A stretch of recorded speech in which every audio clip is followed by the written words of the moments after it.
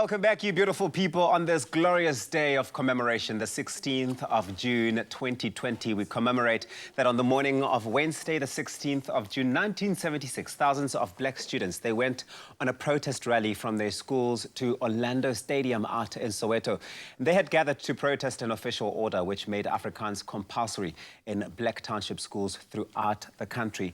And the use of local languages was prohibited in these schools, whilst the Constitution supported that Afrikaans and English be made the official languages of the entire country.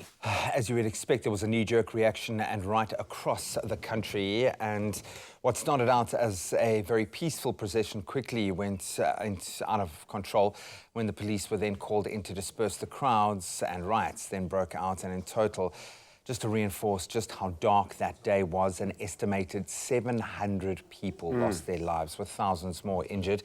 And of course, one of the first children to die from the shootings was 12-year-old Hector Peterson.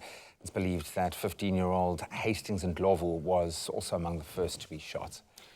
Now, the famous pictures of an injured Hector Peterson being carried by Mbuyisa Makubo and flanked by his sister Antoinette Sitole were published around the world. And of course, that picture, it came to represent the anger and the tragedy of a day that changed the course of South African history, really, sparking months of clashes between police, school children and protesters in the Soweto uprisings. Now, when he speaks of the occasion, the photographer who captured that infamous shot, the late Sam Nzima, says, "I saw a child fall down under a shower of bullets. I rushed forward and went for the picture.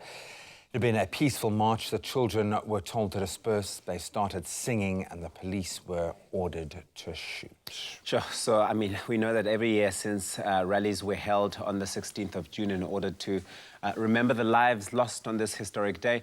And since democracy in 1994, the day has really been used to commemorate and to reflect upon this day and all of those acts, hence the public holiday today, known as Youth Day, remembering the injustices and the struggles of the past.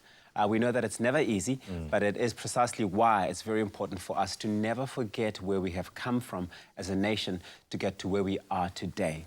Never, ever forget. Our youth, I think, hopefully you feel this way. You're still incredibly vocal and strong in mobilizing the masses, and we need you to be that voice. Please keep our moral compasses in check and invoking the spirits of those brave fighters who stood up for what was right 44 years ago will benefit us as we find our voices today. So hopefully you will take that on board today. It's not just about having a day off, a public holiday. It's about remembering the work that those that lost their lives and what people put themselves through to earn the freedoms of today. And it's certainly about the amount of effort and the amount of intentional attention to what they thought was right for them at the time.